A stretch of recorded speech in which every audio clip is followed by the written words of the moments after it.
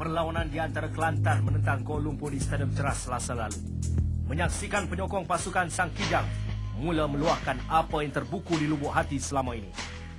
Laungan Gomo Kelate Gomo tidak lagi kedengaran, membingitkan suasana stadium. Kali ini, sepanduk dan kain rentang yang menjadi galang ganti meminta pihak pengurusan membuat perubahan drastik dalam organisasi pasukan. Tujuan kami melaksanakan apa yang kami laksanakan sekarang ini, tujuan utama bukan untuk mewujudkan jurang antara pihak penyokong dan juga pihak pengurusan Kelantan.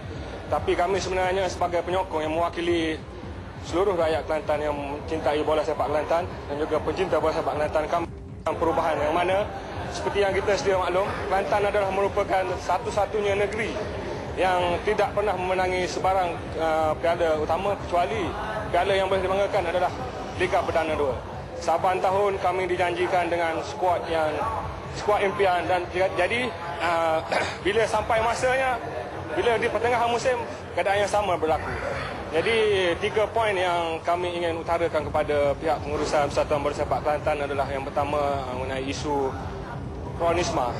Kami ingin menghapuskan isu kronisma yang mana kami lihat isu ini sejak daripada zaman Presiden yang terdahulu sampai sekarang. Dan yang kedua mengenai isu pemain import. Kami ingin jawapan kenapa pemain import yang bukan di level yang sepatutnya. Bahkan pemain lokal lebih baik daripada mereka. Jadi saya mahu Kafam memberi jawapan kenapa pemain yang sebagus Surya Dom Taisong, Haruna Al-Hassan digugurkan. Kenapa Romero yang prestasi yang jauh lebih hamba suka untuk digugurkan. Kami ingin jawapan apa di sebaliknya. Dan kami juga di sini sebagai bukan untuk memboikot Persatuan Bola Sepak Kelantan ataupun memboikot mana-mana pihak. Kami adalah rakyat Kelantan, penyokong bola sepak Kelantan yang mana sebelum era kami berakhir kalau boleh kan, kami mau at least mutu bola sepak negeri Kelantan ini sama level. Yang mana kita tengok Perlis sebagai contoh, negeri jiran kita Terengganu sendiri.